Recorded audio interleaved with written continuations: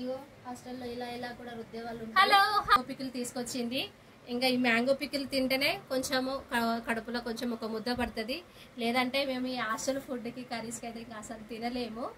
ఇంకా ఇంకొకటి చూపిస్తాను చూడండి. అందులోకి నంచుకోవడానికి నెయ్యి ఉంటుంది.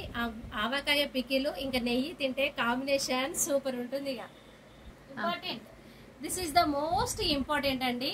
తెలంగాణలోకి అయితే ఇక అర్థమైపోతుంది. చూపిస్తాను. నేను బాక్స్ ఓపెన్ చేయలేదు ఇంకా.